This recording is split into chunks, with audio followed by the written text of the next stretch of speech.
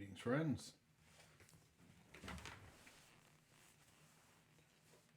I'm back after a long break. Almost at that mode of I didn't really know where to get started to get back into it. Hello, how are you? Good to see you. I guess we'll start at the beginning, where I always start. Watching from the tomes on Twitch. If you're on Twitch, feel free to go search Fox and Board Games on YouTube, and we will be adding some custom content there hopefully soon. If you're watching this on YouTube, go to Twitch and log in and make an account and follow, and you'll get to participate in all these exciting chats where you see me work on the game that I've been progressing for last couple of years, and content, other gaming related content, RPG related content. Foxandboardgames.com is the landing site for all of this. Which reminds me, I think I said this before I left. I need to do that blog update. Twitter and Facebook, though I confess I'm not as active on, especially on Twitter. I think that's going to be changing, as well as including some other social media outlets in the coming weeks. I'm arranging my first appointment with a advertising and business consultant. And of course, if you're watching this and you like what you see, please like, subscribe, follow. Thanks for your support. Couldn't keep doing this as part of a mainstay of my game design efforts without everybody watching. So thanks to the folks tuning in already today.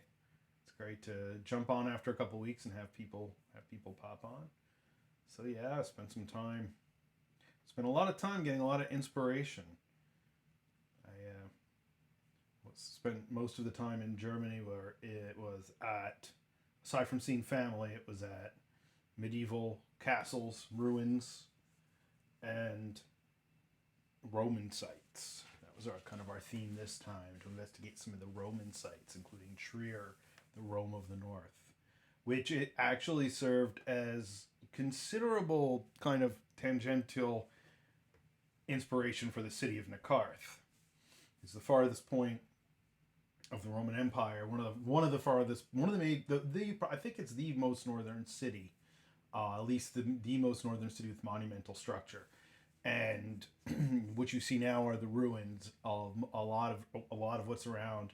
Even the modern centers are ruins of these Roman ruins and this Roman road. And off the highway, you go up this really long stretch, and it gets you up to the Porta Nigra, and you find out, of course, that this was the old Roman road that people would have taken to come up to the gate, which is just kind of crazy when you think about that you just drove up the same road people have been walking up for 3,000 years. Saw an amphitheater, which was really cool. So Nekarth is the city of Nekarth in Tales of the Hard Land is the Hapshar. I would say in its time, it now serves as the only remaining stronghold of their empire that once spanned over a good amount of the continent, most of which the players don't even get to in the start of the game.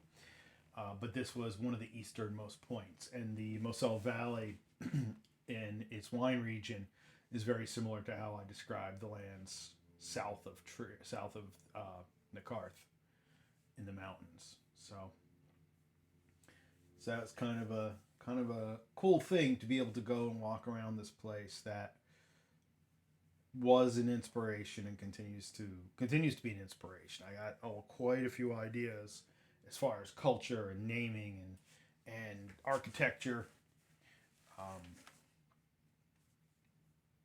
With my time there, particularly in Trier, most of the medieval sites. Well, I'm obsessive about things Middle Ages and medieval.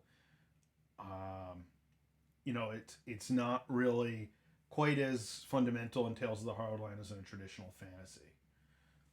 And it really drives home that even in your traditional fantasy, most of what you're actually seeing represented would be late Middle Ages, early Renaissance. That even, let's say, in D&D, most of the architecture and the idea of our idea of a tavern, what a tavern looks like, actually would have been much later. It would have been mid to late Renaissance. Before that, they were very different types of structures. They were treated differently. But this idea of the inn that the characters stop at and go to the tavern, that's a little different um, than what we would conceive, at least in the Middle Ages or earlier. They were mostly just stone buildings. So the other exciting news: your package is scheduled. FedEx? Are they sending something to me? FedEx? I guess so. Yeah, that or it's a scam. One of the two.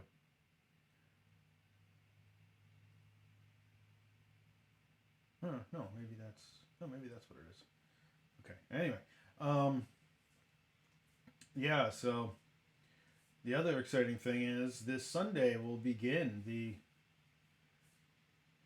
Tales of the Harrowed Land in person game, the first kind of full game that has been run with the most current rules set. And we added on Curzon as a player this past weekend. So hopefully, yeah, that's definitely a scam. No, I'm not giving you any more information for the mysterious $600 PayPal payment that I never made. That's not in my account. So Curzon's going to jump in. We have some of our regular players, Mel and Justin and Diana and Tom's interested in playing, which is great. He's already given me a ton of great feedback.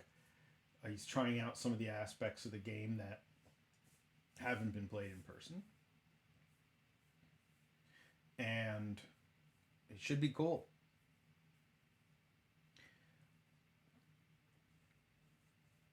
Uh, Subsequently, I have a bunch of revision to do because he found quite a few inconsistencies in the character creation documents.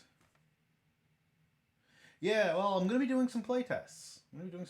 So yeah, as I think we've talked about, Howard Land is set late Bronze Age, early Iron Age. Fallen from a previous level of advancement that probably would have been closer to our Middle Ages in terms of the technology. But I think even the rest of the world beyond the initial starting areas, still even before the fall of the ubiquitous fall of the world that set so many RPGs off. I think it was probably not much later than Iron Age. Maybe late Iron Age, maybe low Middle Ages. I never really saw it being this world like some of the D&D worlds that are really high Renaissance basically, or verging on Edwardian, especially when you start getting to all the steampunk stuff and the Victorian. That like some of the imagery is now bordering on Victorian, which is fine. It's games evolve, game worlds evolve. I'm still pretty old school sword and sorcery, medieval player. Don't need none of that fancy steampunk. Kidding, of course. Let me see what we got here. I'm gonna go back now. I gotta go back into Tom's notes and find out Curzon's notes, and let's see what he did find. There are a couple things I think just need clarification, but he did find some significant inconsistencies between documents, like discussing what powers do and skill levels required for things and how I articulate skill levels, and there's a couple things. Go back and review that.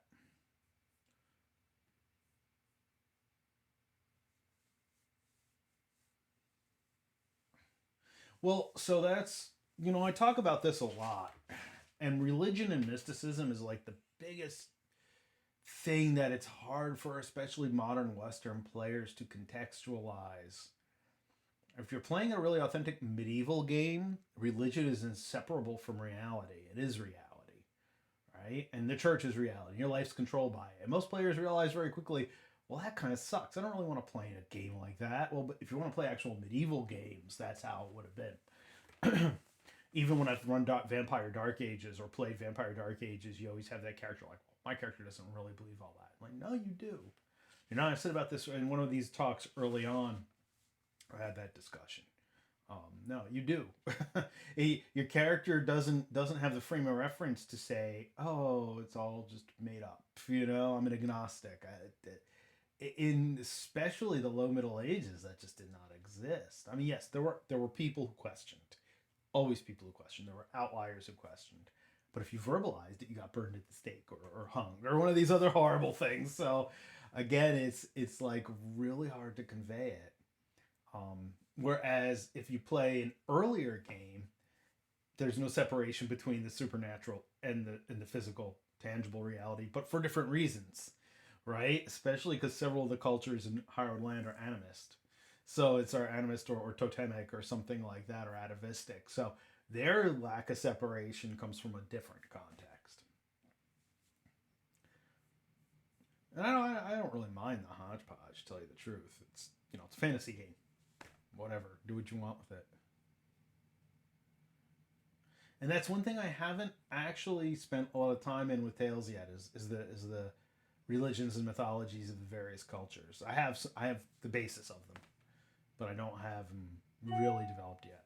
It's like this whole other rabbit hole I'm gonna have to go down. I'm gonna have to go down sooner or later. I've been kind of like, that's a big job. I mean, it's all a big job.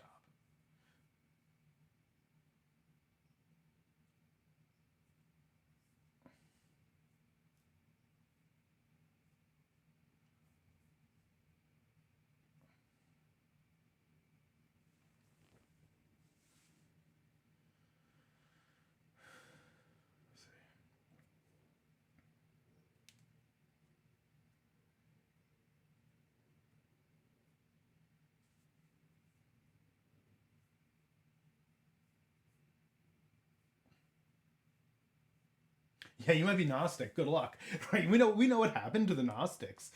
we have evidential, real world evidential history of what happened to the Gnostics and the Cathars and these enlightened cults that sprung up that kind of got it, right? Like, oh wait, these guys actually got it. Now we have to kill them, that's the history of organized state sponsored, and it still is. I mean, again, we could go into any one of the number of countries around the world today where this is still the case, where you don't dare verbalize that you don't believe something, or that you don't follow the line. It's all control method. I think anybody who watches my feed regularly that I know personally, or even those that I only know online, could agree that it's fine. Believing whatever you want is fine, but as soon as things become doctrine, become state organized, things just get ugly. So I say religion's a great ideal. People got a hold of it, and this is something that I haven't really brought into. I've had one or two games where this did become a thing by design. Either it was a Middle Ages game or even a D&D game where I made religion a bigger part of it. But it's really easy for us to ignore it in today's modern culture, and it wasn't.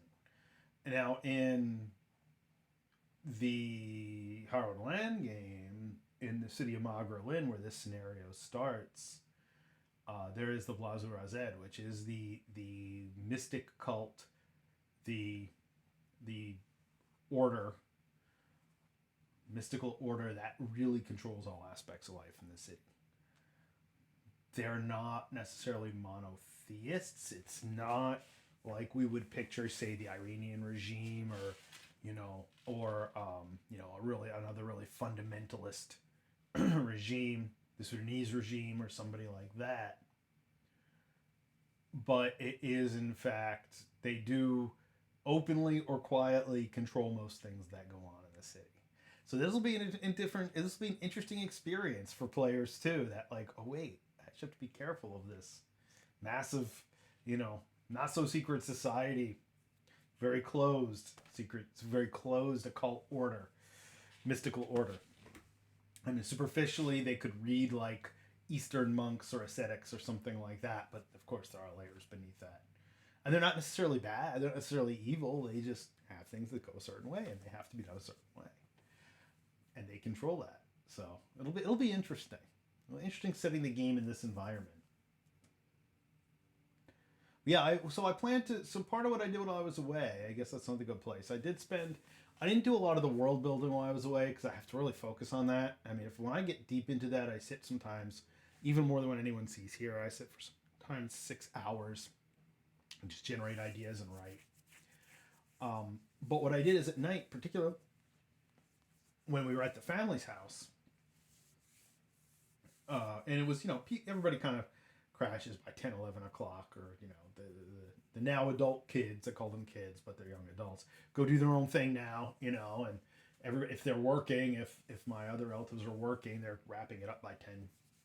So I would go downstairs to our nice little basement dungeon apartment, which is very nice. It's not a dungeon, it's actually a very nice downstairs apartment they have in their house, and write for a couple hours before bed. And I actually got quite a bit done. It was all scenario stuff for this game, and a little bit for Call of Cthulhu too. And it's a weird thing when I travel. I don't sleep much on planes. I get jet lagged. I get overtired. My mind just starts going. But I've definitely come up with some of the weirdest stuff for any of these games after about 30 hours of minimal sleep. And I did it again this time. I was up like voice dictating on my text app on my phone, these ideas that I was getting. Um, mostly for the Call of Cthulhu game, which is getting creepier and creepier. Not a lot of monster jump scare stuff, but definitely some weird stuff going on in there.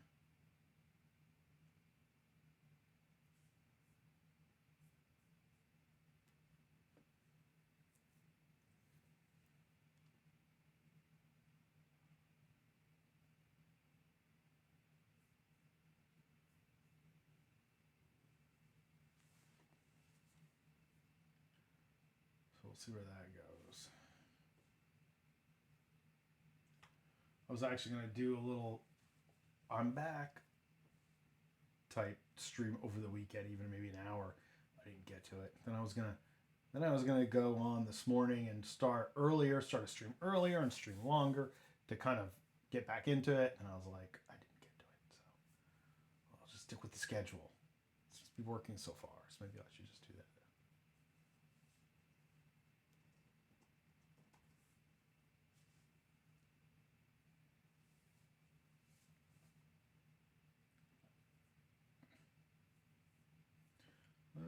Okay.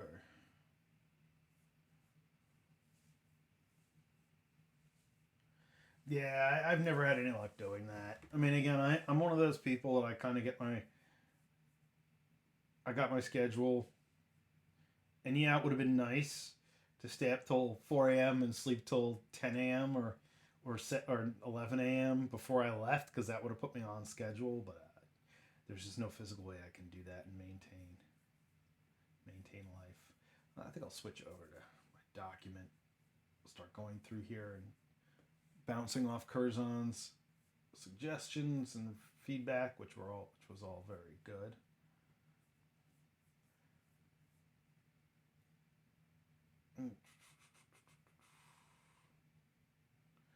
And I'm kind of annoyed. I didn't even dawn on me that Spielmesse was the big German board game design convention. It's huge. What's going on this week? This past weekend. I'm like, man, if I thought about that, could have adjusted. But I guess that will be a goal for the future.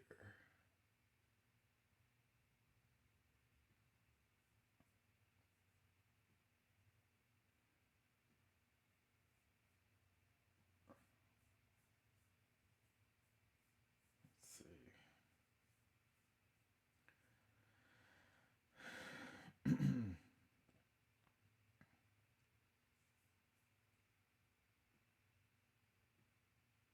Work share is looking a little wonky today. Let's breathe a little bit more. All right, so let's see what Curzon. There it is. Yeah, we should make a plan, Curzon. I keep saying that you guys should definitely come over with us and do the local wine tour thing, literally in the backyard. You don't even have to go anywhere. You just walk out the backyard, and there we are. There we are in German wine country. Hopefully, next time we get together as a group without a focused game, we'll be able to do some, tasting of those wines we brought back too. Let's see. Yeah, a couple people I know ended up at Spielmesse this past weekend, that I met at various gaming things. And it definitely is a thing.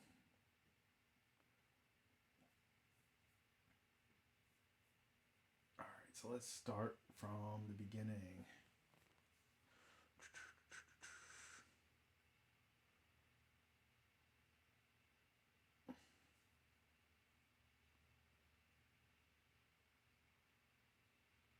So yeah, the character sheet. I know the character sheet mentioned there's no focus on acumen, and yeah, I thought I caught all those.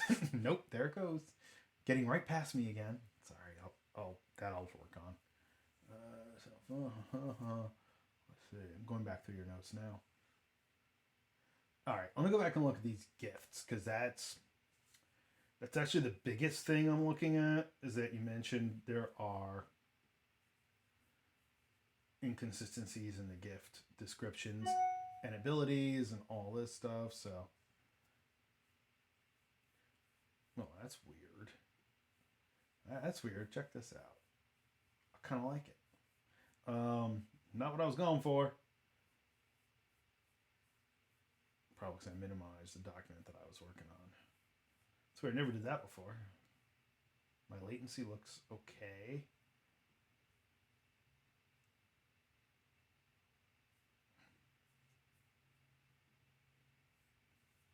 And let's get to the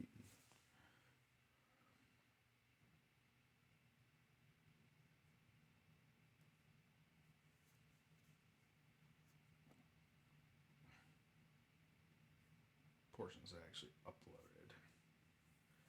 All right, so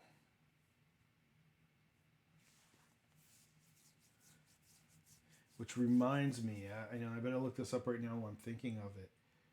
On Pub, I think it's today or tomorrow that they set up slots for PAX Unplugged.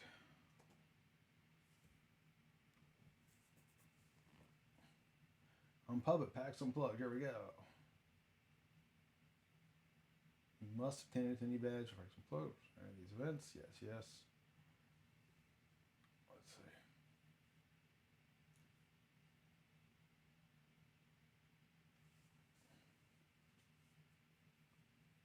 Monday 10:10. Yeah, all right. Well, at 2 p.m. Well, there we go. Something told me. So let me take a look.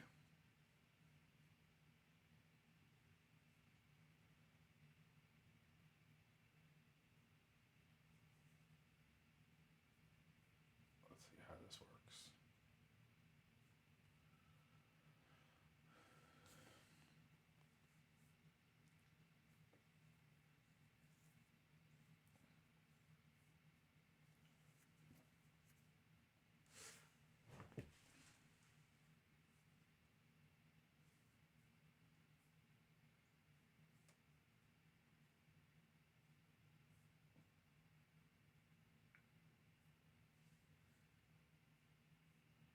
Mm.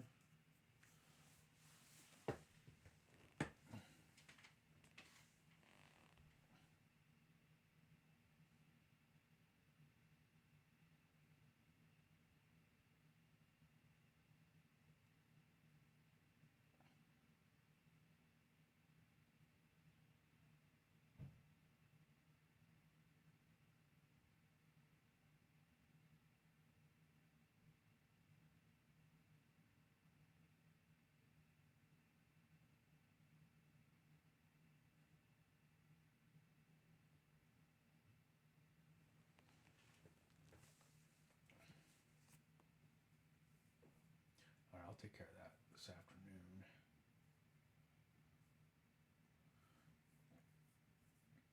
Work share the gifts. Um, there's definitely a lot of narrative. That's a good question. The third or fourth person to actually ask me that. It's a very valid question. I originally conceived it as being, in some ways, more like theater of the mind's eye, narrative. But there's definitely some board elements to it. I think a lot of it, like I've been talking to people about this scenario, and then this isn't really a secret that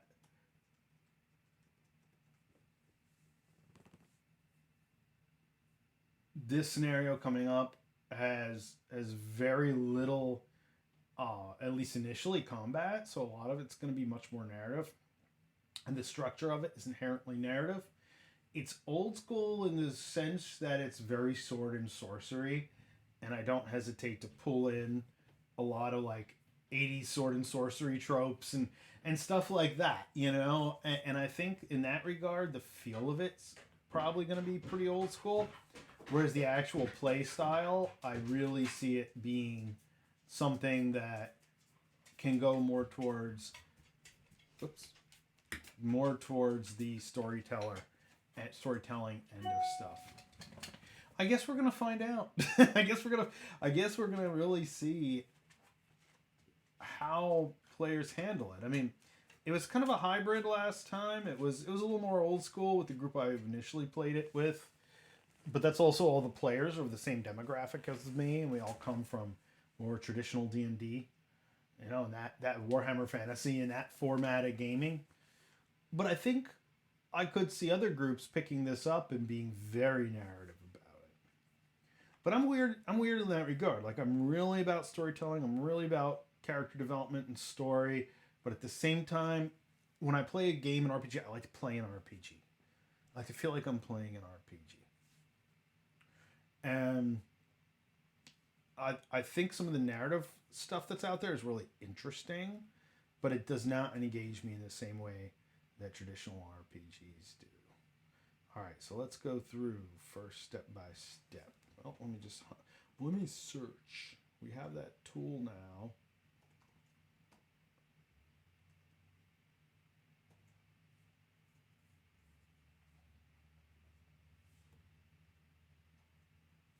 Let's see.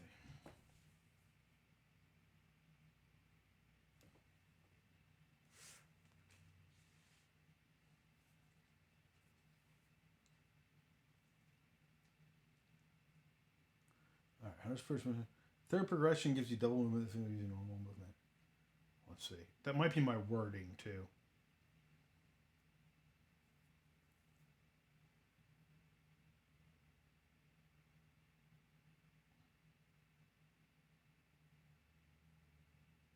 Yeah, I see what you mean. Goes on.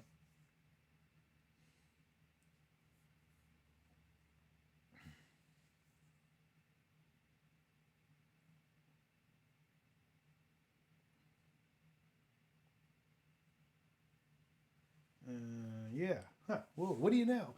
What do you know? A rules inconsistency right here. For those of you following along at home. All right. So,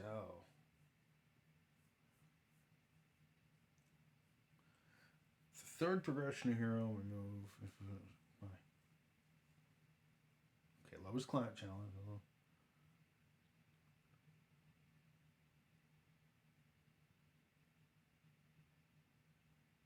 2 meters per action point without making an athletics check.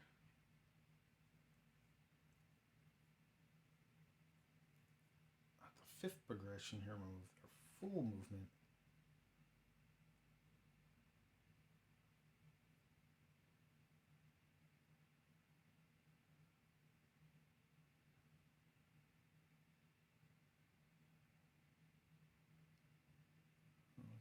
Face.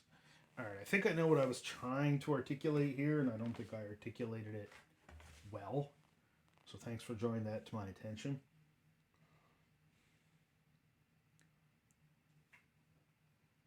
So I think the way I have it worded in the rules document, and I have to go check this to see if I actually put it in there.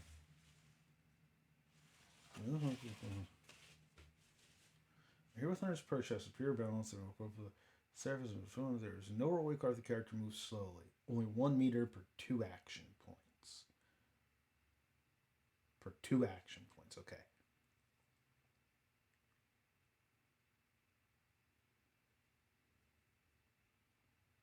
All right. So I see what I did. I set up this system, then I ignored it when I wrote up the when I wrote up the progression. Oops. All right. Well, that's why we're doing this. Yeah, no, right. Yeah, I don't want it to increase. It shouldn't increase speed. That's not the point. But I see exactly what you're talking about, and it just comes down to my not distilling the process correctly. So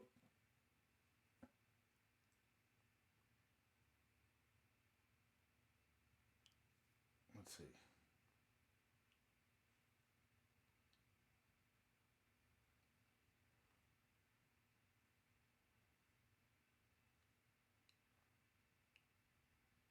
I should make a whole rule for moving slowly. Like every time I make up one of these silly abilities, I'm like, well, I guess I need a whole new rule for that.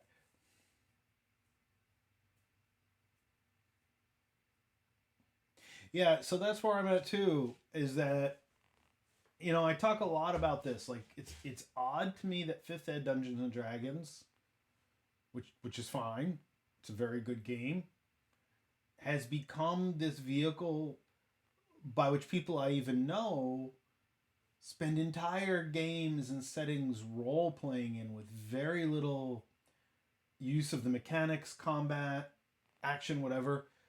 But even 5e, for as much as it tried in the character building section, has no support for actual narration and interaction. But then I look at some other systems that are out there that really try to build that into the rules. And it to me it's almost like, okay, but now these rules are dictating my interactions, and it's a fine line. It's a very weird thing, and I'm still, like I said, I'm still at a weird point with it.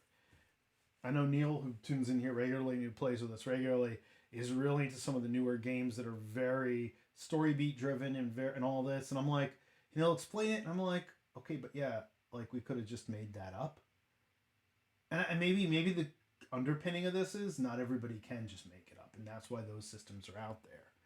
Some people need those prompts to help facilitate it, and maybe that's where I'm also kind of falling short in my idea of like their usefulness. Because I'll look at it and say, well, I don't really need to spend 2 points to have the mechanical aspect of the game dictate this aspect of my character development, but maybe you do. Yeah, and I think that's part of it. And again, I think I've also even played a lot of those games. So I've just kind of heard about them or seen a little bit, or I've played one session and I'm like, yeah, no, I don't get it. But I think that's also just me. I don't think it's, obviously people love them. Fate has a huge following. Huge following. So it's, you know, I'm not, obviously someone likes it. Someone's really getting something out of it, which is awesome.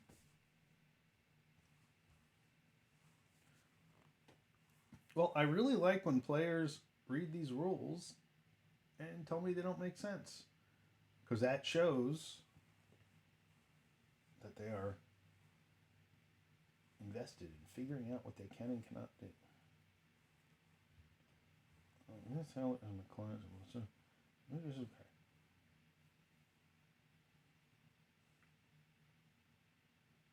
If the character moves slowly, only 1 meter for 2 action points spent. Well, already I'm rereading this 3 months later, and I don't like that mechanic. So here we go. We may have a revision before the game even starts. Like that mechanic doesn't even make sense to me now that I reread it. I can simplify this. An athletics roll is required.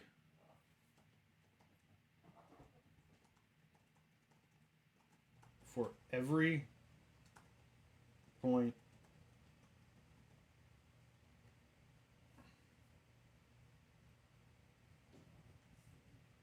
let's see. No, that doesn't work either.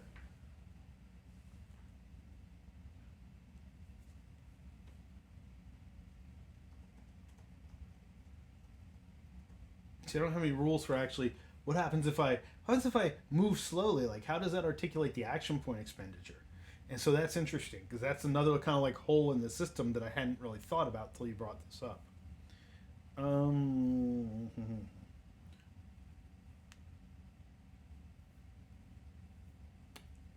well, I guess I better go write something about moving slowly. So here's what I'm going to do. For now, I'm going to just hi- highlight that so I remember it. Or not highlight it, but italicize it. And, whoops.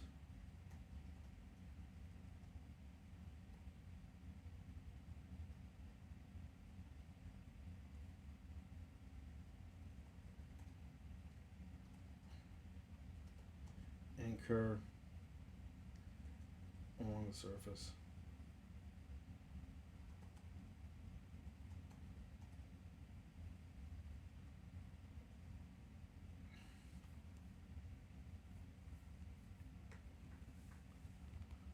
Yeah. So let's see.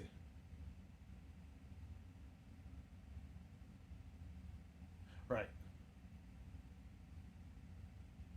Right. Right. And that's what I'm.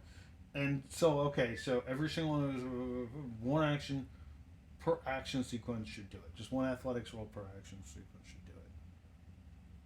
So, but what I'm thinking is that this ability would allow them normally, if they move at a reduced rate, if they're moving slowly, maybe I'll just say they cannot move no matter how many action points they spend. They can't move any faster than a certain number of meters: 1 meter, 2 meter, 3 meters. So what is it? It's you get three free meters of movement, right? I'm asking you, like I wrote this stupid system, and let me go back and look at the core rules. All right. So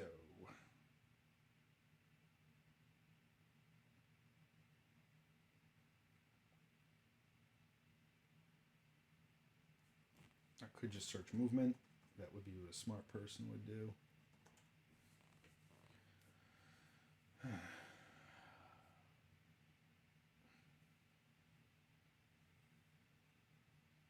Yeah, okay, 3 meters.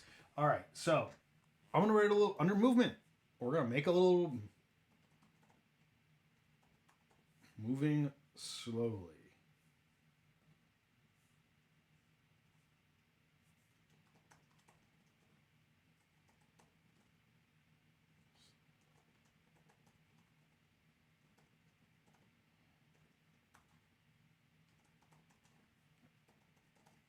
Let's switch over to this document. So that's what I'll do. Okay. So you spend an action point, you get a reduced amount of movement if you're moving slowly.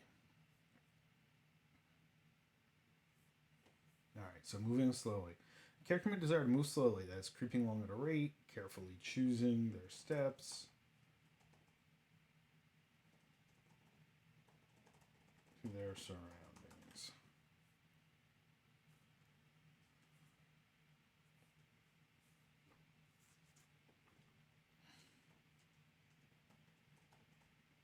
Doing so, they only move. They still have to move half rate, 1.5 meters per action point spent. Boom. Okay. Simple. Instead of 3 meters.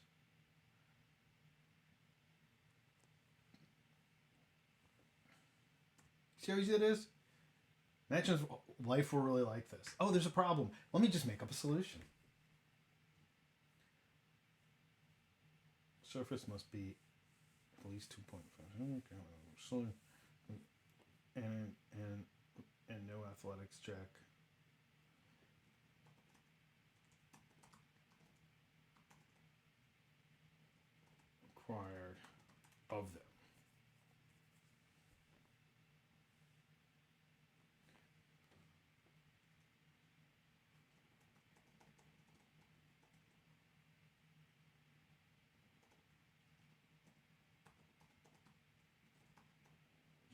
to encourage them to avoid falling from the precipice. I also like using words like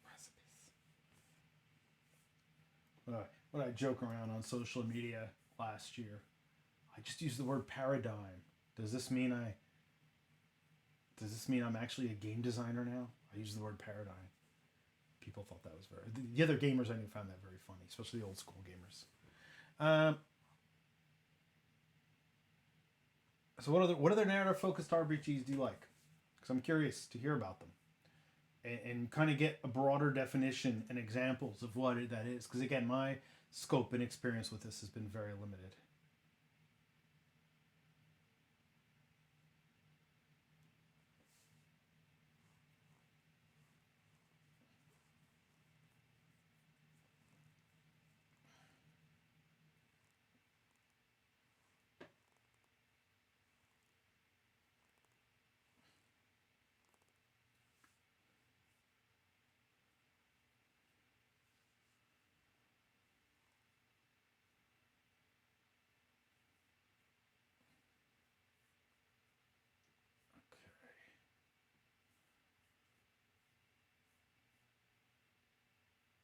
Well, so that's what I think we've talked about with all these kinds of like I felt something about Gumshoe. Like I thought Gumshoe worked great with that Fall of Delta Green scenario that Neil ran, but I've read some of the other Cthulhu Gumshoe stuff and I'm like, yeah, no, doesn't really resonate with me. But again, especially when it comes to Call of Cthulhu, I'm pretty old school. I'm pretty purist. And I'm pretty hardcore with it. So, that's a tough sell for me, but I thought the Fall of Delta Green stuff with Gumshoe worked really well. I know I played something Fate, either a one shot of Fate or I don't remember. But yeah, I didn't dislike it at all, but I just was like, yeah, it's just, I know Neil's talked about it quite a bit. All right, so. Identify required because athletics may move 2 meters per action point spent. See, I think this is kind of what I was thinking. Along narrow surfaces without making an athletics challenge. Let's use the word challenge. Use our words. Challenge. Move their full movement along narrow path surfaces. Okay, so I think this is kind of what I was thinking initially, but until you brought it to my attention, I didn't realize that I had not conformed to my own system. All right, so Phantom Killer keeps talking about presence check. Yeah, that's probably just a total, total screw up on my part. So.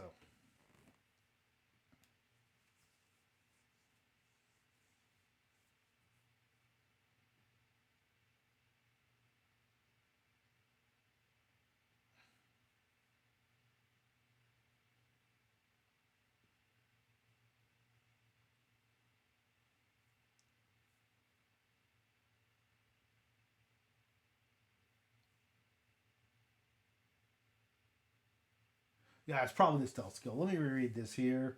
I'm going to absolutely bet that's what it is.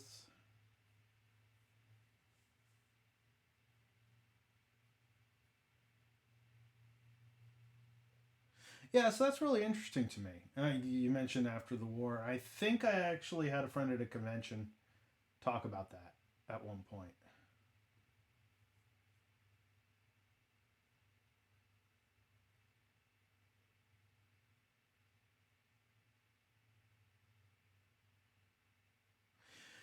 Um, I think that's more complicated than what it needs to be right now, Curzon.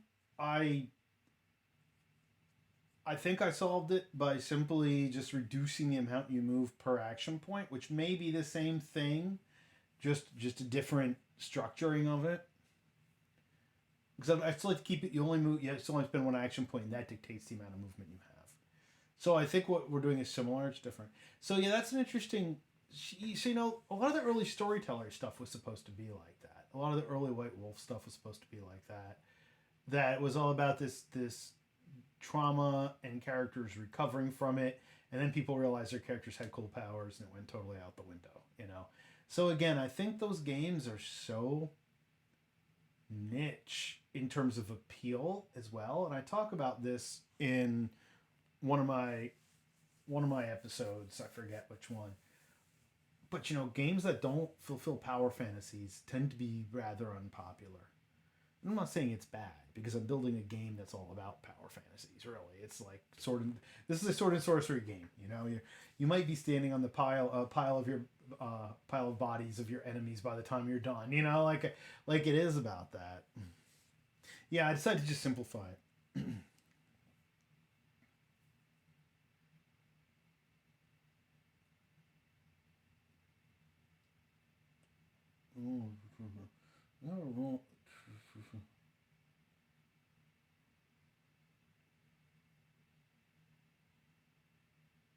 I'm not even seeing where I said about presence. It's right in front of me. I'm sure. Unless I uploaded an old version of the document.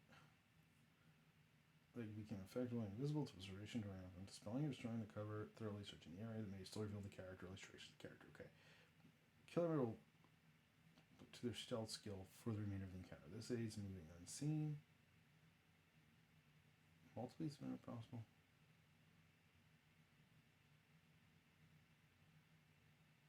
Here we go. Presence. Oh, okay, yeah. Yeah, I think that was probably stealth bonus. I think that was probably stealth. That's simple. You are right. And that's what I anticipated it was.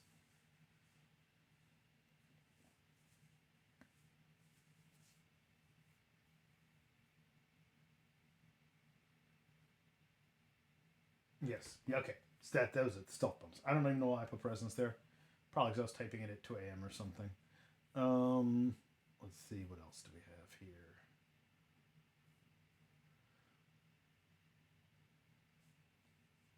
The ambidextrous was weird. It's been weird from day one. Ambidexterity in games is always difficult. Let me address the other one first, though. This is wise withdrawal. Okay, let me take a look.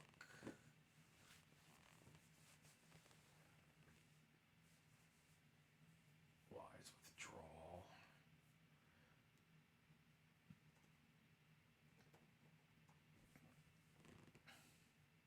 Hello, you just were there.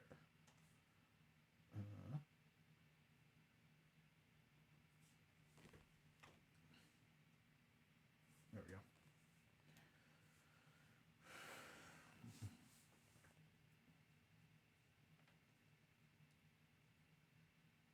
Dodge, duck, and slow to a safe point.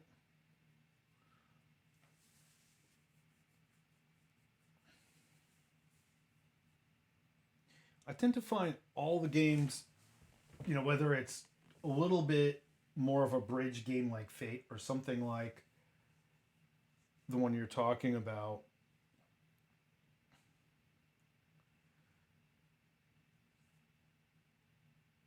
are so situational to scenario and to group too. Some of it works great with a particular scenario, a particular group, but if you don't have that, it doesn't work. But yeah, and yeah, that was the whole thing, right? White Wolf had this entire structure of this entire narrative storytelling game of personal horror, and then they spent the center 80 pages of the 200-page book talking about all the cool powers your character had. So it's only natural for people to be like, oh, I'm gonna play a character with those cool powers. That's kind of why we're doing this. Yeah, I don't know anything about their games. I'll have to take a look. I definitely want to educate myself as to what's out there. So even if it's not something I'm really into, at least I can have the reference point. Cost one action point for each opponent we're in combat with.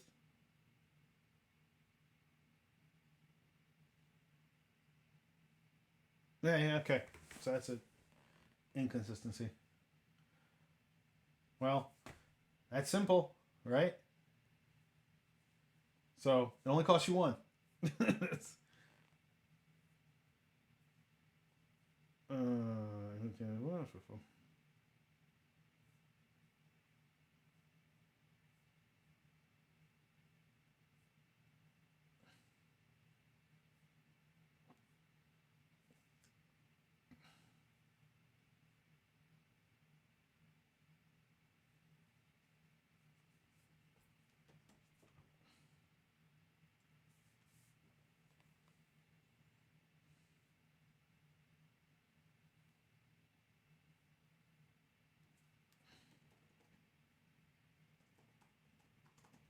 That was a simple fix. Yeah.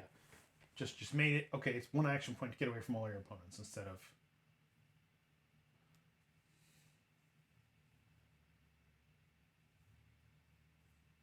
each one costing one.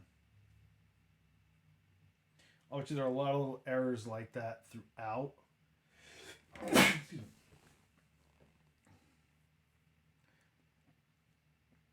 Well, that's why it's playtesting.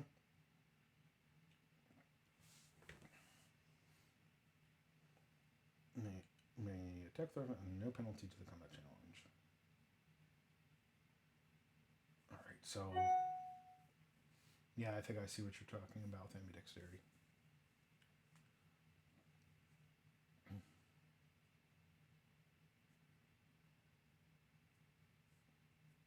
All right, so so yeah, that was the discussion of defense rating, discussing defense rating. Yeah, and that's weird because I've really tried to codify how I phrase modifiers, and that's been one of, no pun intended, my challenges in creating this game is to keep the vocabulary and terminology consistent. So the image was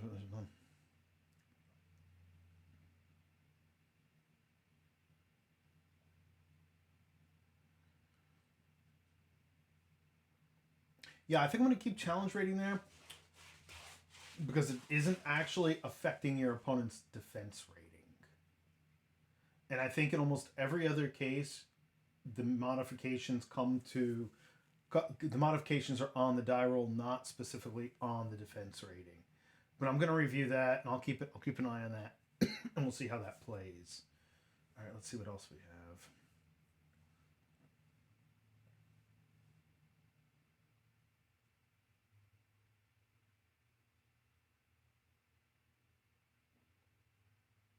All right, so I'll actually look at your character sheet. I haven't done that yet. I won't do it on camera either. All right, so the other two things are about the slings. So the sling and the skill discrepancies are real. As far as the sling, so about 10 years ago in Germany, I was at a reenactment event at a 900 AD Roman fort. It was a wood fort, so of course it had been reconstructed, but it was reconstructed by authentic methods.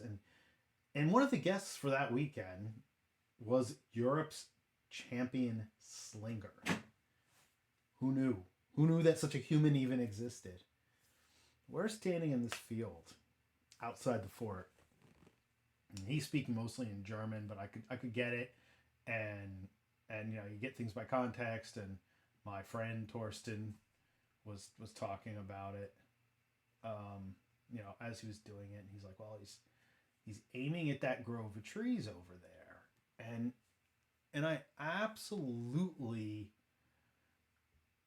I was looking at this, and this it had to be well over 1 kilometer, probably between 1 kilometer and 2 kilometers, and 2 kilometers is about a mile, well, maybe a little bit less, but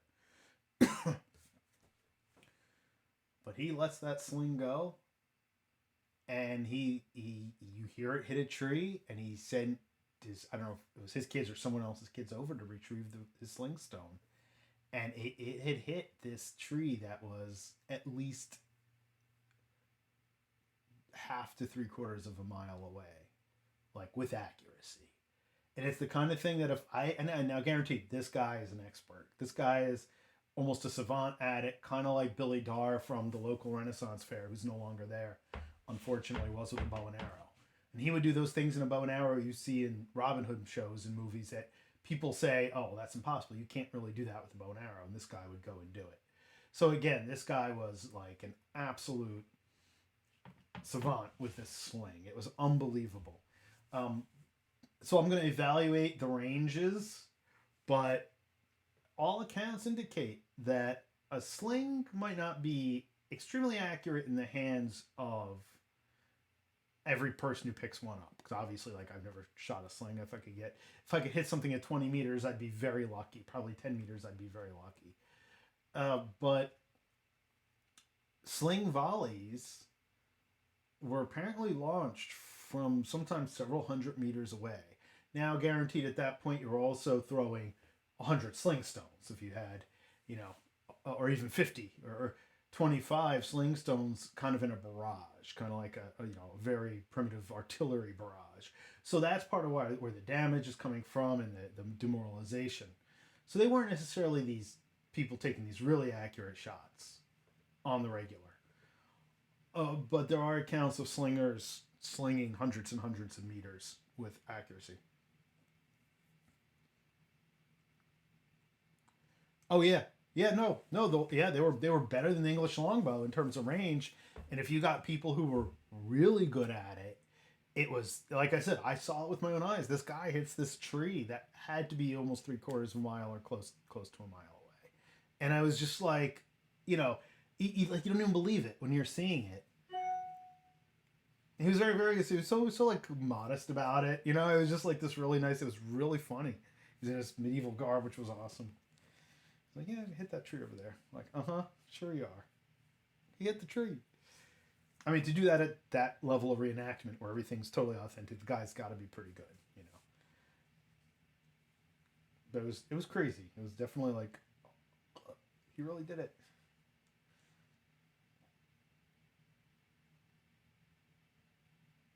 So let's see.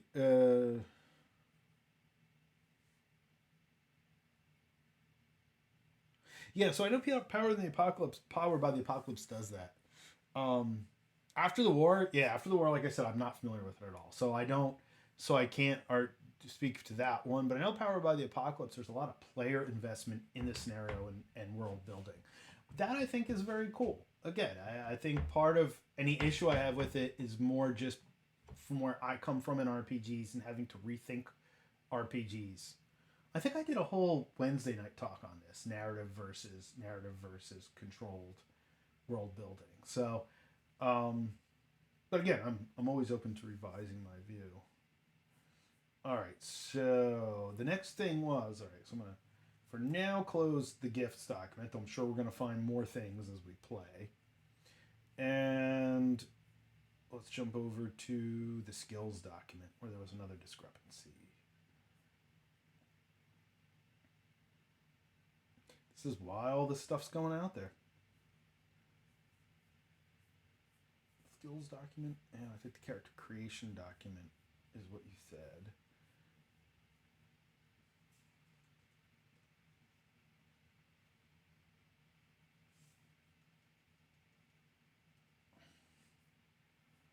Chapter 1 3, chapter 1 2. Okay, so we're 1 3 and 1 2. So it's not in the rules, so I'll close those for now.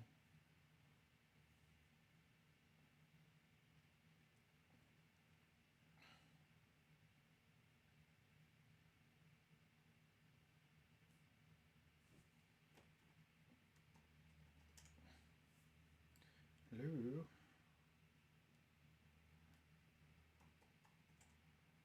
All right.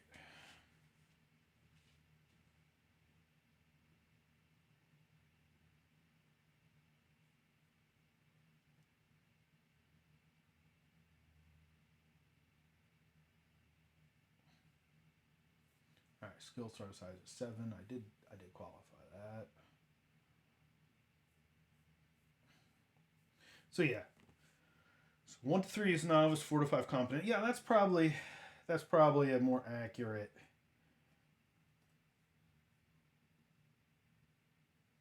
4 to 5, 6 to 7, 8 to 9.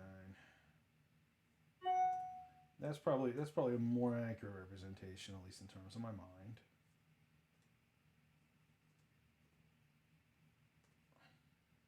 Tennis master. Okay. Zweihander, I haven't played it much. I mean, I know that later became that was sourced in the Warhammer Fantasy system, or the new versions of Warhammer Fantasy are sourced in Zweihander. If one or the other, I know Neil's talked about that because he runs Warhammer Fantasy. Oh, with sorry for offhand attacks. You know what? Yeah, let me go take a look at that. Let me go take a look at my rules on that. I mean, I love it for what it is. It is so mechanical, so chunky. Some of it is still so arcane to me. Like if I didn't have a roll 20 sheet that calculated stuff out, you know, I I I think playing it in the context of Warhammer Fantasy, that's the experience I want. I don't necessarily want this ambiguous, role play specific result. I'm looking for that kind of crunchy, almost war gamey, old school feel. Would I ever run it extensively? Probably not, because at this point in my life, when I run games, I look for something different. Um, talking about this, like, for a game that supposedly is set in a fantastic world of otherworldly horror and is based in literature, Call of Cthulhu is pretty rulesy. But like when I run that, I just dispense with a lot of the rolling.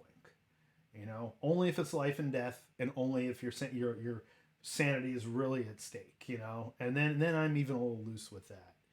Loose in that you usually lose it if you should. Like I said, in that game, I'm kind of a little rougher than a lot of other games. But I don't necessarily think that Zweihander is bad for what it is. Again, depending on what you play it. Now, assuming that it is a accurate translation or iteration of the Warhammer rules, if I'm remembering that correctly. And I've only played it in the context of Warhammer Fantasy, so I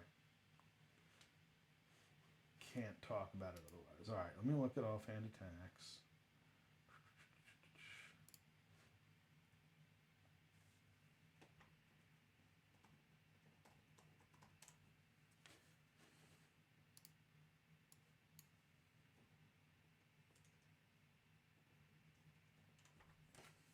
So I think my result of that time was, I think that was just a terminology thing. Let me take a look here, just to make sure that it's not that's not garbled.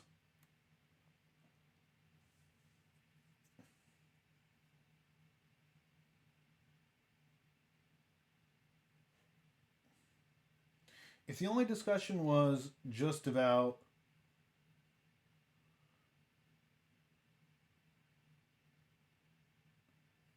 the terminology of the defense rating versus the challenge rating, I mean, yes, you are correct in that 99% of the time in combat, the challenge rating is going to be the opponent's defense rating or the object's defense rating. So again, I'm going to have this whole thing about how you modify challenges. And I think that ties into qualifying how you actually term challenge modification. No, disengaging, reckless attack, resisting attack.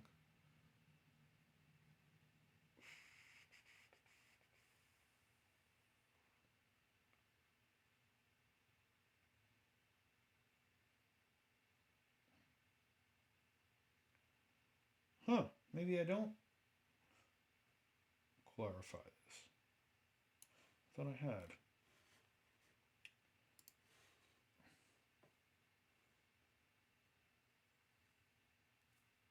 So there's 4 different ways to modify the dice. And this is a little clunky, and this is probably going to be further revised and streamlined.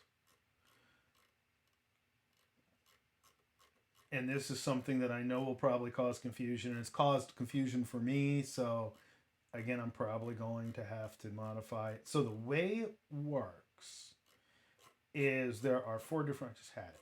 Like I was just literally just looking at it. Oh, I'm here scrolling and talking about it, but I didn't change to that. I didn't change to that document.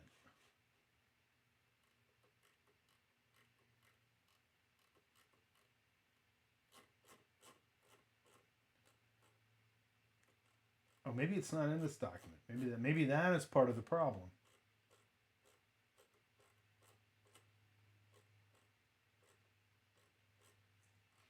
Yeah, so maybe I should upload this to the documents folder.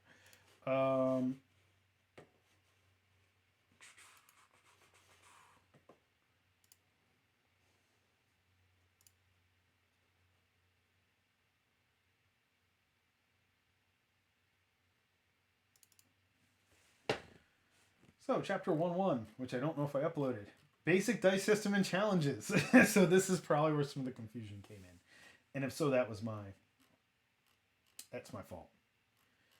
So here's actually how to use the dice, roll the dice. And again, I kind of just take it for granted because especially you've played it before. So challenges, modifying factors, challenge rating modifiers, non-combat. Sometimes a challenge rating modifier is increased. This is if your challenge, the challenge rating modifier. The entire challenge rating shifts. So average becomes difficult. Difficult becomes unlikely. Or impossible become... It shifts one whole category. Defense rating adjust. Well, I have it right here. Okay, so what I should just do is I should just put it as a defense rating adjustment. All right, because I did qualify that. I didn't remember if I qualified. Of course, I'm not showing you this document either, because that's what I tend to do. Let me make sure I have the overview uploaded too, because I might not have even uploaded this document. So I have the defense rating adjustment, pull adjustment, challenge roll modifier, and challenge rating modifiers. There's basically 4 ways that the dice pulls are. Yeah. No. So defense ratings are always just numeric pips. They're not calculated in the challenge rating structure. So like a defense rating of 15 will go up to a 16. Yet a challenge rating, which is different, can go from like average to difficult to unlikely, and reverse it down too. So the defense rating just goes. So if I call for a challenge roll modifier, I know this gets a little wordy. Challenge rating modifier shifts the entire category. Defense rating adjustment just adjusts it by one or more, etc. Pull adjustments, obviously, dice are reduced or added to your die pool. And then a challenge roll modifier is when the actual target number or the die rolls, however you want to think of it, are modified. It's directly to the let me go to the Google Docs right now and upload this, because I think that was part of the confusion, is I didn't have this up there. Oh yeah, we're not going to need that overview. Why would anybody ever need to look at that? Yeah, the defense rating of a target in attacks are always just a straight number. They don't conform to the rating structure, the more generalized rating structure, because it allows for more dynamics in combat. Yeah, what do you know? Chapter 1-1 has not been uploaded. Well, this could clarify things, like how dice and movement and all that actually work, and time in the game works. Gee, who would ever need to know that? Certainly not the players. All right. Well, that's there now, so you can take a look at that. Yes. It needs to use a different terminology, exactly. And you were right when you said, isn't it just the defense rating? But the way that it was working is, so had to be clarified. That's why we're doing this. Why this is all being done. Aside from just fun, I just want to run this game. All right. Yeah, so I believe it was sourced in the Warhammer Fantasy Roleplay system and modified and modernized a little bit. It is very simulation oriented. It's still fun though, and I think as long as you buy into it, and again, if you're going to step in and play Warhammer Fantasy, I think you're expecting that anyway. These ludicrous levels of rules to resolve, whether you fall over trying to grab a pig as it's running through the mud, which was one of our nights. That was one of the events that occurred. It was just, we were like, really, but yes, really. I like it, and again, especially in the context of Warhammer, I like it. All right, so now let's go back to ambidexterity. Now that that's clear, or clearer.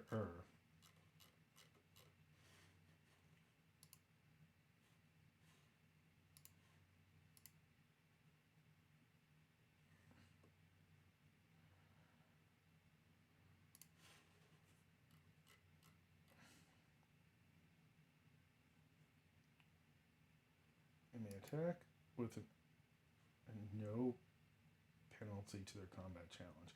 So when I say here no penalty to their combat challenge, challenge still applies there because that's just the general term for your actions and what you have to roll. So let me now go to two-handed fighting, which I have to go back to the rules, the document for. Back to my old joke. Half of you watching me work on this game is watching me switch between documents and go to Google. That's like 2/3 of it. Did I call him offhand? Offhand attack. There we go. So.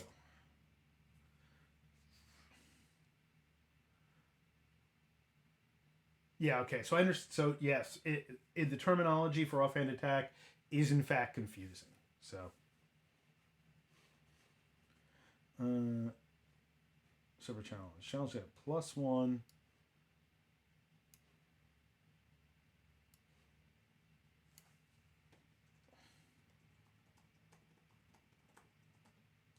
Let's see.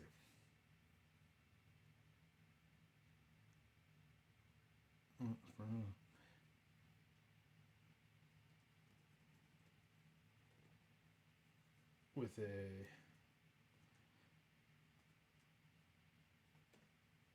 plus.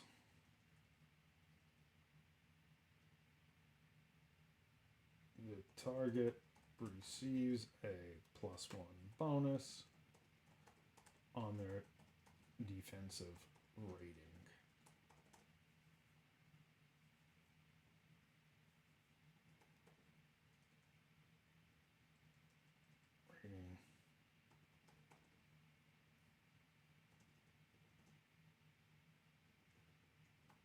For the offhand attack. All right, I think +1 is sufficient. I guess we'll try it at +1 and see how it is. I guess spending an additional point and doing it, and even a +1, because as we've seen, a +1 or a +2 on this particular system can actually really make a difference.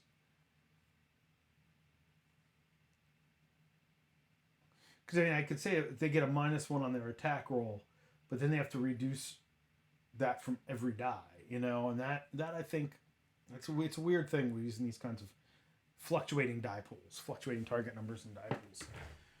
It is a little weird. I think once you get it though. Like I haven't had anybody long term have a real problem with grasping it. Is it dagger? No, club lash, knuckles, short sword, hands off attack.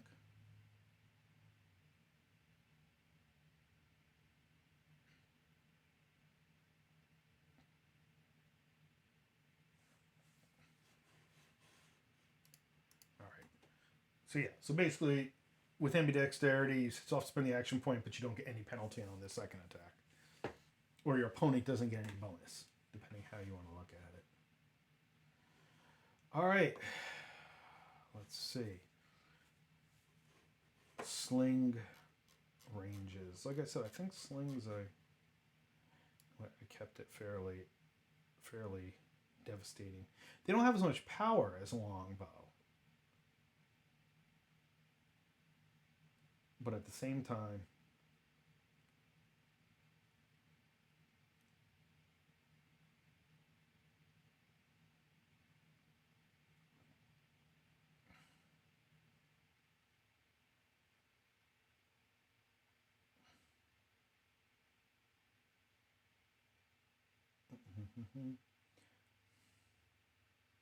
so I did work in some stuff here, just going back to our previous conversation in terms of narrative. Yeah. Yeah. Yeah, I don't know. It might not be worth it now that I'm looking at it. now that I've looked at it again, it might not be worth it. Um,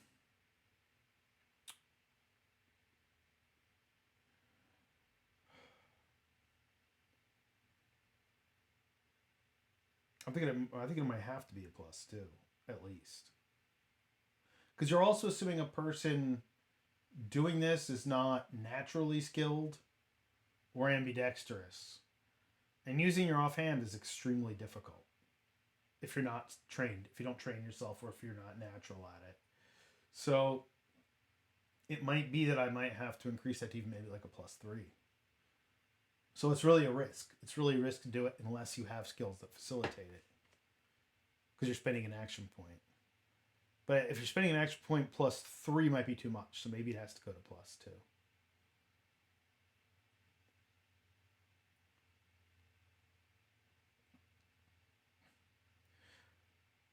So I was just saying that I'm gonna put it at +2. Let's put it at a +2 to start. See where that goes.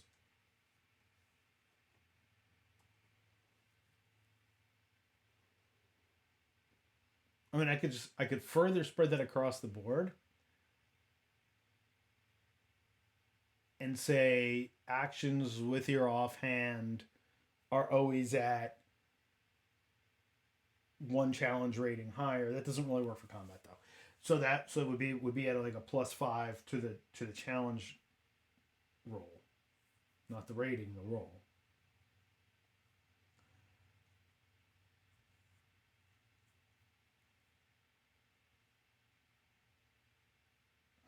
Then I start thinking, do I really want to make it be, yeah.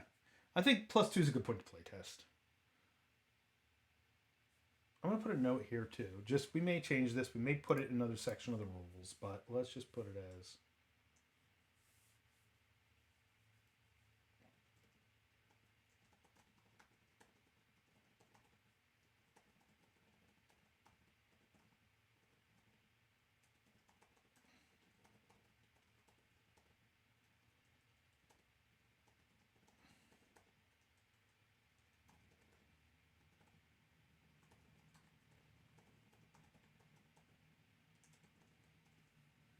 find actions such as untying a knot.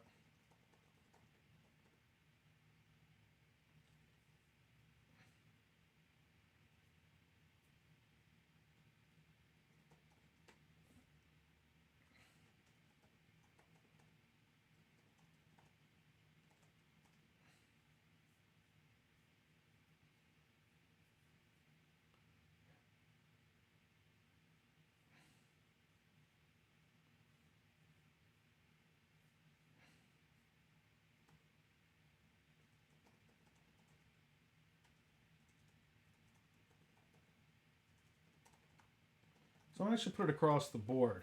And that'll also make ambidexterity a little bit more useful. Let's see.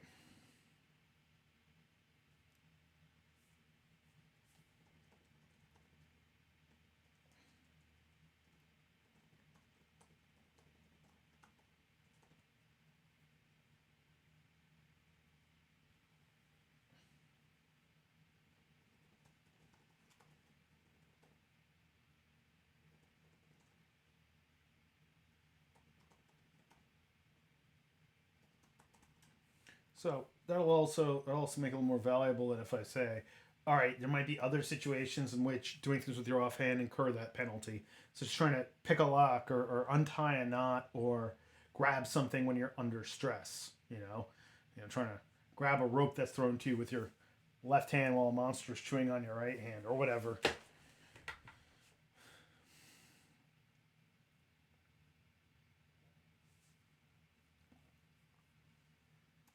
I hate using the crutch. Well, the overseer can just decide, or the game master, whatever you want to call it. But that's kind of always how it is. All right, cool. So I think I covered all your feedback for now, which I'm sure there'll be more from everybody. Let me save where I'm at now with this and upload all this to the playtest document and my backup folder.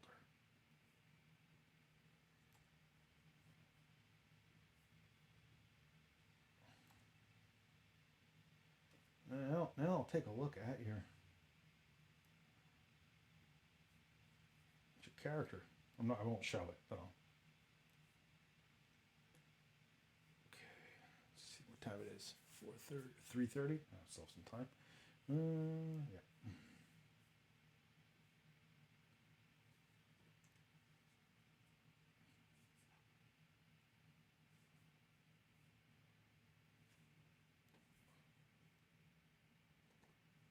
Yeah, new Starfinder product out today. Little ad just pops up. I haven't played Starfinder yet, and I like science fiction. I'm much more invested in fantasy. I got one Marvin. He's been on here before. Student. All right, have a good one. Thanks for stopping in and chatting. Good to see you. I look forward to chatting again. But yeah, my one student Marvin, he's really the Starfinder. He really likes sci-fi and modern combat stuff. But I haven't looked at it yet. Four.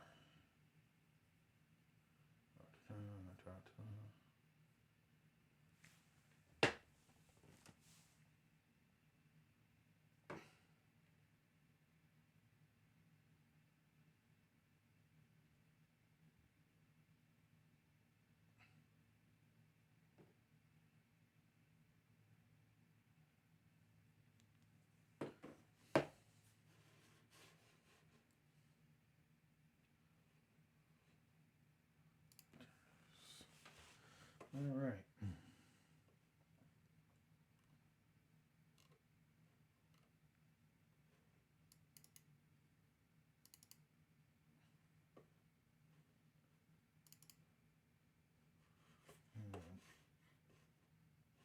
Let's re-upload this entire section.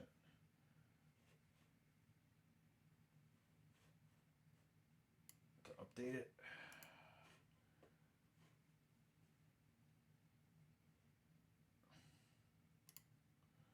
Now go to the playtest rules.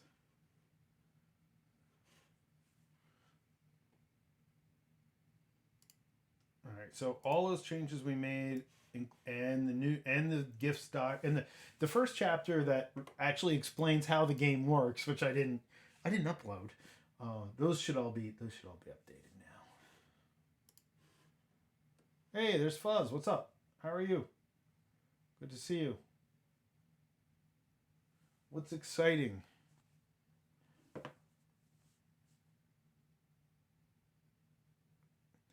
Hey Fuzz, do you have tickets for Iron Maiden in Newark at the end of the month? I think we talked about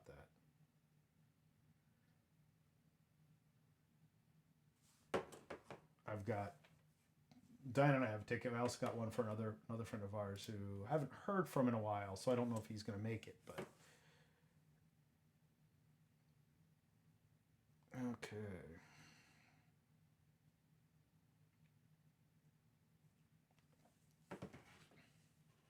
Of course you do. Yeah, it'll be fun. It's never going to be a bad show. That's for sure. It's always going to be a good show. I don't think I've actually been to that arena yet. Or maybe I was. Actually, believe it or not, to a classical concert quite a few years ago. If it's the same location. Might be different though.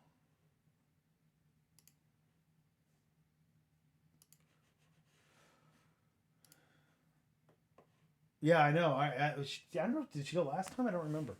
Last time we went, it was pretty cool. There was a guy next to us with two, not quite 11. I think they were probably early teenage daughters, but it was really cool seeing young women get into this music, with their dad, which was pretty awesome.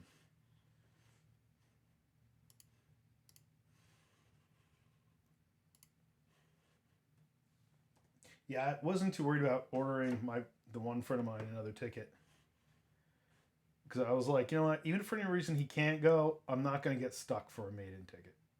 It's like somebody will take it. Even when my band members will drive up from Baltimore and take it or something. It's Friday night too, so they actually could.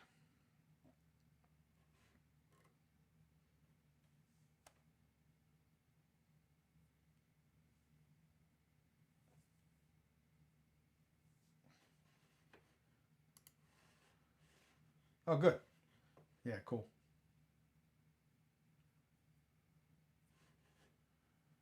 It'll be fun. The last tour was so unbelievably good for this point in their career. It's like, just like you were just like, wow, like they're still going. And same when I saw Judas Priest too in April. I was just Still blown away. Yeah, he didn't quite have the voice he would have 30 years ago, but, or 40 years ago, or longer.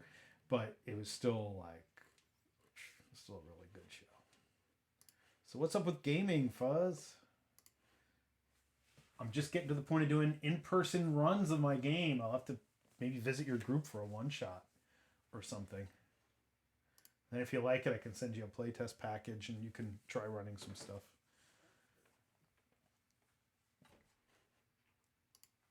I can't remember if you're online or in person. I don't remember which one.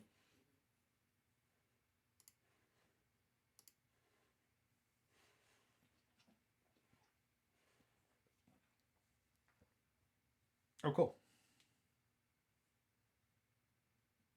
Yeah, reckless attacks, Rikers on. Yeah, reckless attacks is +3. That's why I said +2. I was like, okay, spending the extra action point and a +2 is good. Yeah. Twilight. So Neil got Twilight 2000. Then when the whole Ukraine thing started, he was like, "This is hitting a little close to home." He's like, "I think I'm going to shelve this for a while." I'm like, "Yeah, land war in Europe. It's just getting a little dicey there. I think we're a little too close to home on that one right now. I don't know. Like I played the old school version, which was just brutal. It was just like it was a meat grinder. It took so long to make characters. Yeah, +2. Yeah, I saw that +3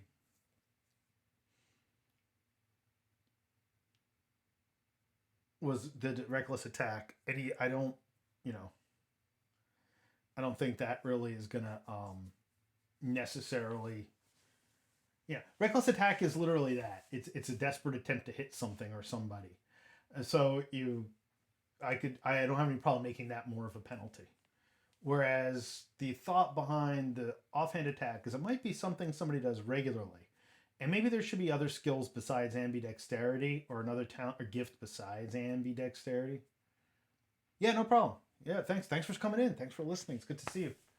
I know. The Wednesday night just generally with your work schedule doesn't jive, but like I said, so I did my big 2 blocks of travel over 2 months.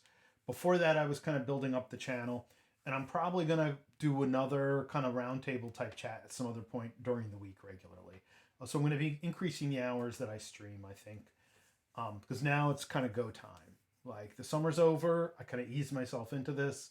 Now I have basically a little less than a year to really get this done to fulfill the sabbatical requirement. But I hope to get it done sooner. But I intend to kick up the streaming, so hopefully I'll be able to see more people. Because I have a couple of people who like sometimes pop on during the day. Like Sarah popped on one day, Sarah Kessler Vinci. She's like, yeah, I can occasionally sneak in from work, but at night I usually can't get on that easily. So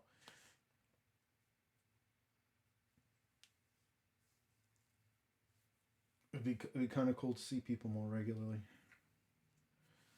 All right. So now I guess it's time to look at that character that Curzon sent over. Let's check out that character.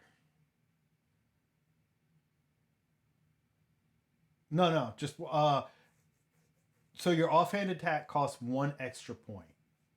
It doesn't cost 3. It costs 1 extra. But that's another good clarification point. Look at all these clarification points coming out through the reading of the playtesting rules.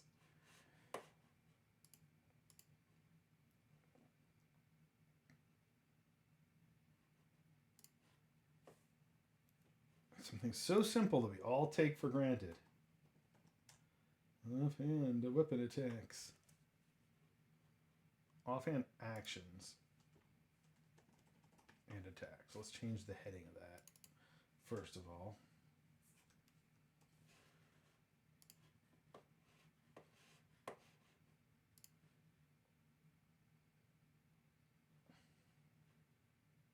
Yeah, okay, I did actually say it. So this additional attack costs 1 extra action point per usage.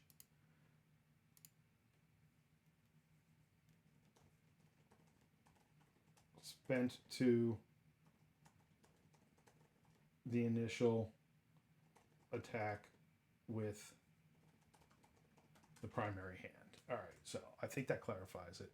But that's another great point. Like in my mind, it's you know, and of course, as we teach this, we know when we tell our students to really clarify things, you know, well, you have to be very clear about it. Then I go and I write that, and it's not clear at all.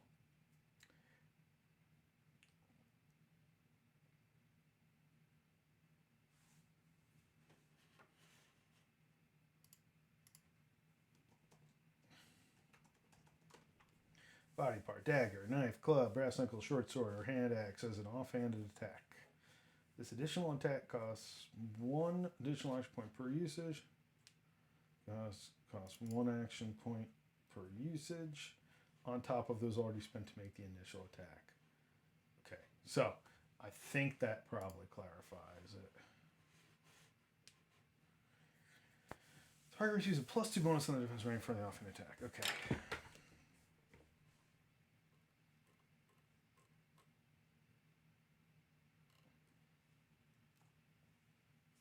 You know, I've been really blunt. Like all the stuff I came up with for the talents and the gifts and the skills, I believe, you know, look great on paper, but you never know until you sit down and play them. We all know that.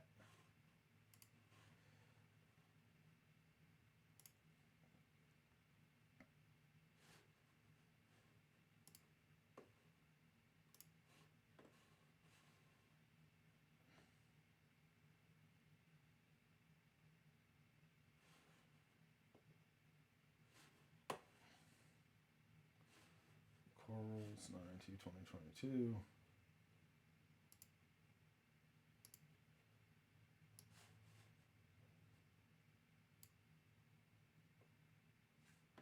All right. Rename that.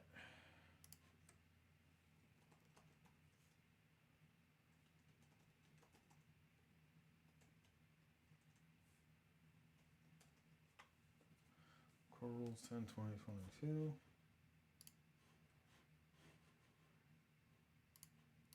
And I'll delete the old rules.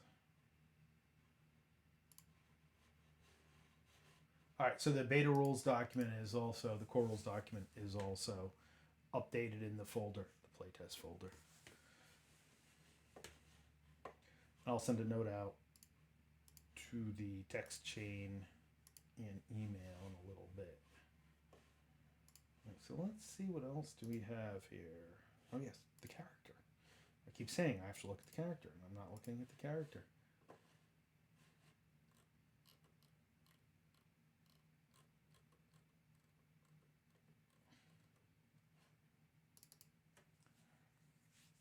Let's see.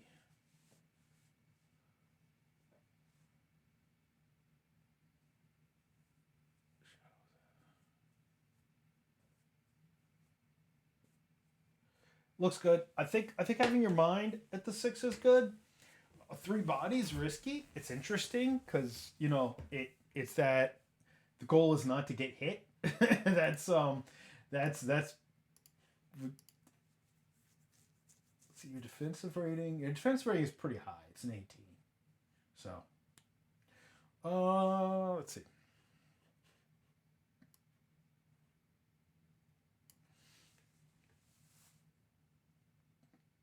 Yeah, it looks good.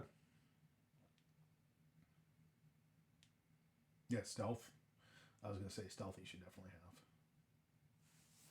The good thing is skills are relatively inexpensive to raise. So like your unarmed combat, like I could see you having that a little bit higher, maybe like a kind of a martial art form or something.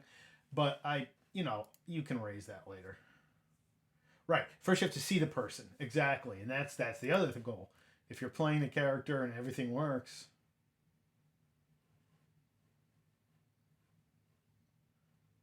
brother and okay. I see your dark secret.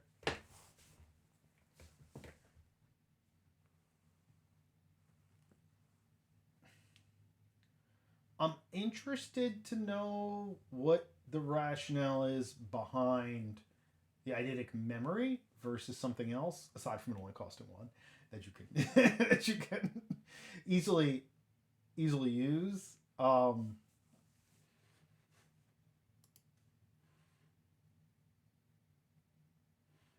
Right. So that's actually the dark secret. Because see, what I was actually going to clarify and say, makes a good spot. Okay, that's what I thought.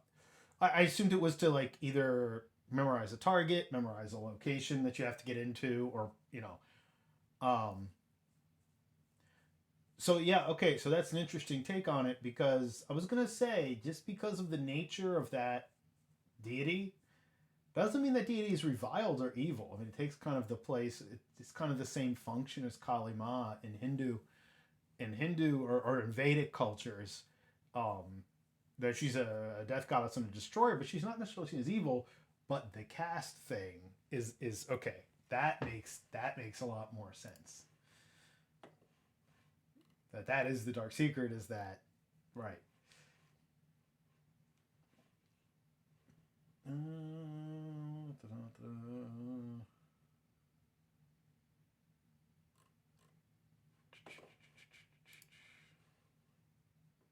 Yeah, no. Again, I think that's one thing that, and again, that's the one thing I've not really spent a lot of time defining in this world so far is the various pantheons. I touch on them.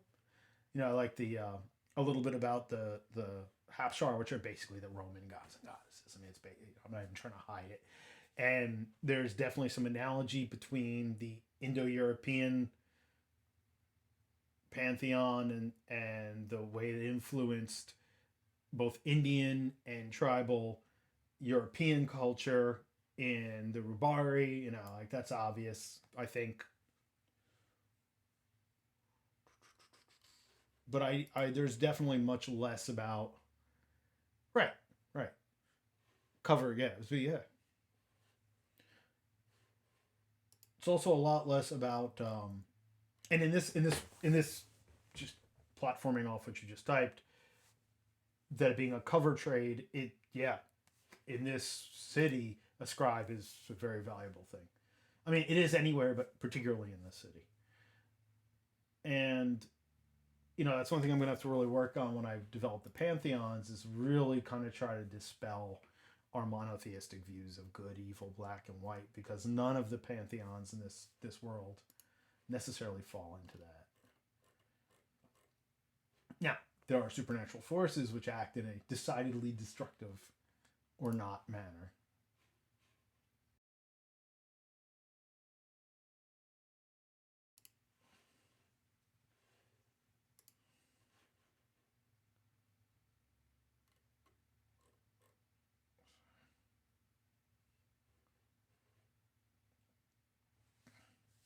Your initiative is definitely crazy too, and that'll be interesting. I haven't seen somebody with that high of an initiative play yet.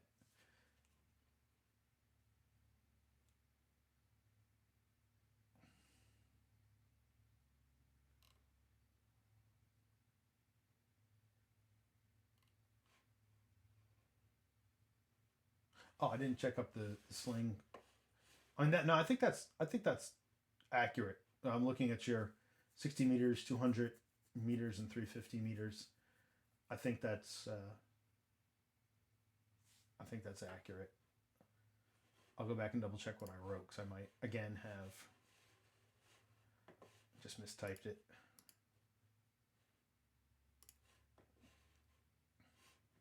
Yeah, I think 350 meters is about what I saw in terms of yes, 60 meters, 200 meters, and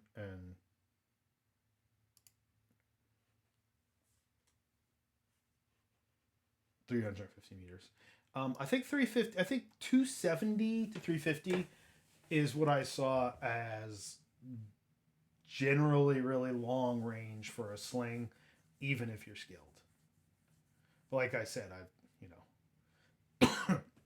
I myself have seen feats that are kind of unbelievable with a sling, but I know that's also a rarity. Yep, yep, that's exactly what happened.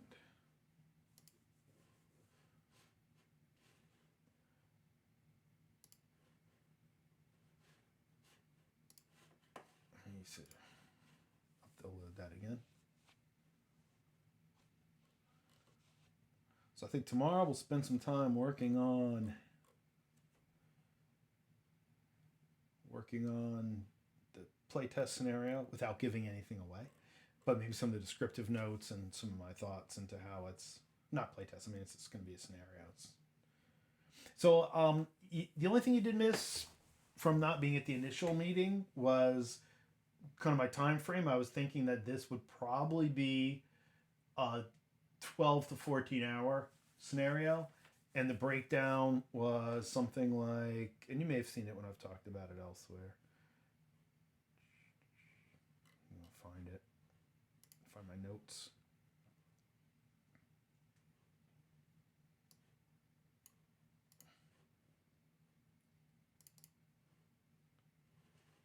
It's 40% investigation exploration, 30%, 35% social interaction, 25% combat. Now, this doesn't mean that you might not resolve things through combat that I had not foreseen, but this means like intentionally planned. It's part of the scenario. So I don't think your character will be bored by any stretch of the imagination. Now, I'd say 10 to 12 hours, and especially in person, as we also kind of chat and other stuff. I think it'll probably be closer to 12 to 14. And I mean, obviously, if people are enjoying playing it, it doesn't have to hard stop at any point. And also, these characters can definitely, carry on to other scenarios, other stories. That's kind of how I meant to build it. Yeah, absolutely. I mean, again, if someone had wanted to make a bruiser barbarian warlord for this scenario, where they were totally, asocial and are just into combat, I think I would have, unlike the first game, that with the advancement playtest, I would have been like, great, go for it, let's see what happens. I probably would have really discouraged it because I just don't think it. I don't think you'd have a lot of fun. Maybe you would. I don't know, but that's players find their own fun often.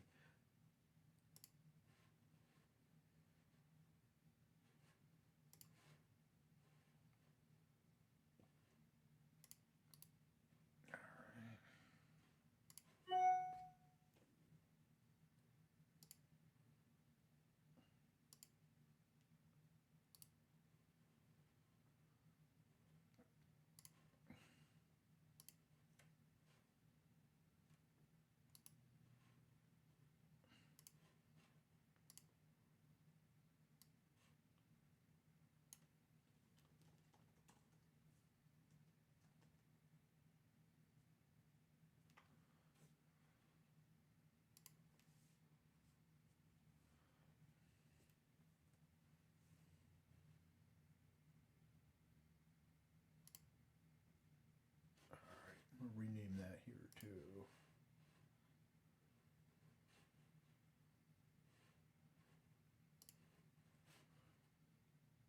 And like I said, there's absolutely no saying that the end result of any given encounter in the game might be, well, they just have to die, and so your character gets to do what they do best.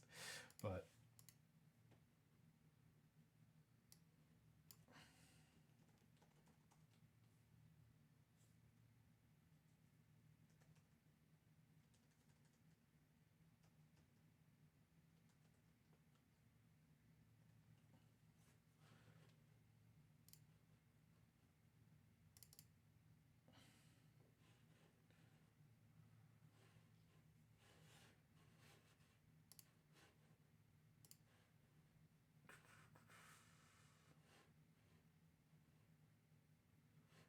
yeah,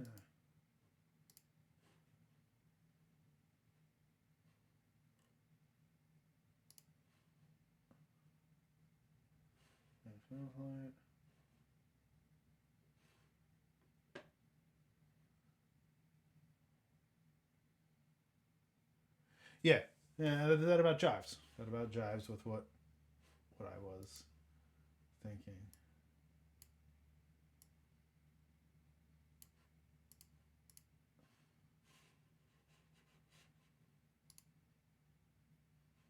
Okay.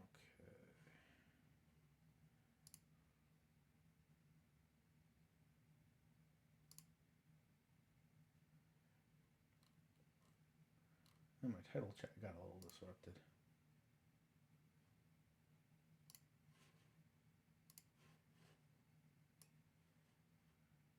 When did I resize that without thinking?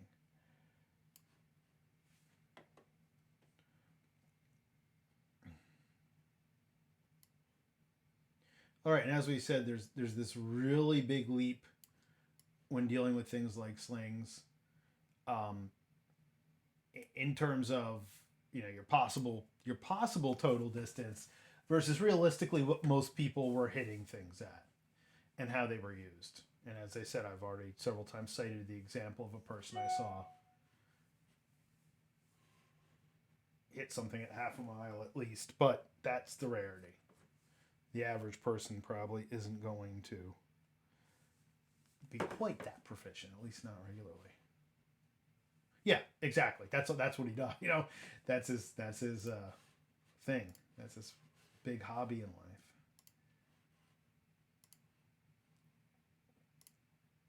Hey, your stream's tonight. Rikers on. You want to drop a promo for it? Drop a promo for it on chat. It's a live play session, correct?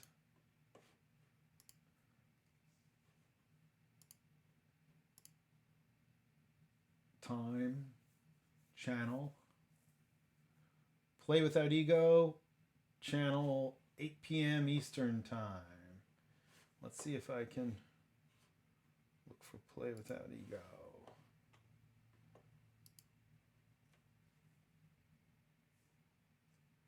All one word.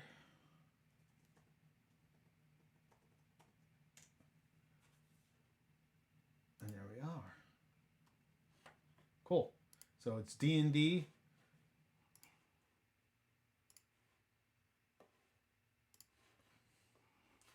And it is... Yep. Cool, there it is.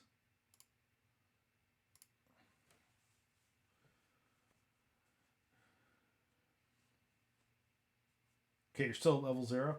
I always thought that would be like just the most fun for some of these games. Right? The way that I think about these games sometimes is like, well, it would be cool if these farmers got together and tried to solve this mystery.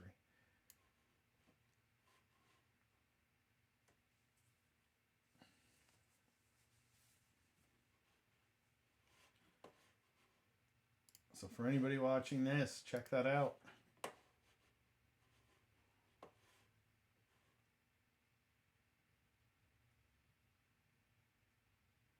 Cool. That's the other kind of fun thing about it is I've only ever played a game like that once. I played a Call of Cthulhu game where everybody played kids in a house where the mom had disappeared. And it was really interesting because trying to address everything from a child's point of view, especially horror, especially supernatural horror and otherworldly horror, was a really unique experience. And the game master was really really good. Even in a crowded convention hall, he kept it. Sandy Antunes, who actually is written for Chaosium, he's also a rocket scientist. He's one of those guys where like, what is he? Some sort of rocket scientist? He's a pretty smart guy. I don't think he's doing that now anymore though. I think he's been doing like more narrative, family-oriented RPGs. Haven't checked up on him recently.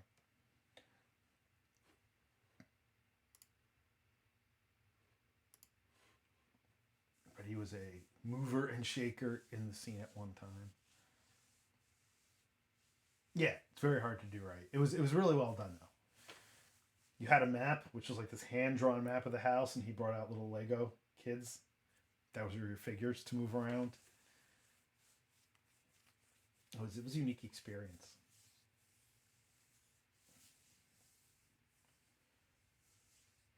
All right. I think we're going to close this stream up for today. This was kind of an immersion jump back in after 2 weeks away. Thanks, Curzon, for chatting and also for all the feedback on the game system over the weekend. That was definitely helpful. All those little things you don't see till you... And I haven't done the full edit. Yeah, hopefully we'll get to Thursday. I know I talked to him a little bit earlier. He's not feeling well at all. And hopefully he's going to figure out I mean, not even just for the sake of gaming. Not even like, oh, I want to play, so we better figure it out. But hopefully, you can figure out what's going on with his back. So, yeah, all right. Catch you later, fellas. Have a good one. Good to see you. We'll hopefully see you again soon. But yeah, hopefully we can play Thursday. I mean, even if Blake can't make it, if people want to come on and chat and hang out, we could even do that. I mean, maybe he could even do that just from a crashed out position instead of having to sit up and run a game. So we'll see what's going on. But yeah, hopefully we can do that, and I'm definitely looking forward. So you tell me, are you planning to? Well, we can talk about it offline, but I was curious if you were going to come down Sunday or if you were going to Skype in or Zoom in or some other format. I got to get that owl cam you left me set up too, because it'd be kind of cool. Have an in the round group if you're going to be online. Oh, you're going to drive down? Great. You're welcome to stay. I mean, I've got nowhere to go Monday, so. So actually Monday I do have a doctor's appointment in the morning, but it's only so like we could talk more about it. But if you want to crash, you're definitely welcome to. Not staying over? Okay. Yeah, we're not going to go super late. Sunday nights we don't go super late. Generally probably by I think I set the game time 4 to 7. So probably by 8 we'll be wrapping up. But I look forward to it. Look forward to continuing. And this has been From the Tomes on Twitch. And Nightbot is echoing me. If you're watching this on Twitch and you haven't yet, please like, subscribe, follow in some form. That really helps me keep this going. Twitch TV, From the Tomes, and Fox and Board Games on YouTube. And Fox and Board Games landing site, foxandboardgames.com, and Twitter and Facebook. Fox and Board Games, shockingly. So thanks everybody for tuning in. It's great to be back. Great to have people pop on and chat. Fuzz, who I haven't seen in a while, even above beyond 2 weeks. And Curzon, of course. Great feedback on the game. So look forward to topping in tomorrow. I'll be on tomorrow as usual. I think the topic for Wednesday night's chat is going to be the buy-in. Methods and difficulties in getting players to buy into RPG scenarios. Because we've talked a little bit about that here and there. So I think I'm just going to do a little talk on it and see what people think. So with that, thanks a lot for tuning in, and I'll see you tomorrow.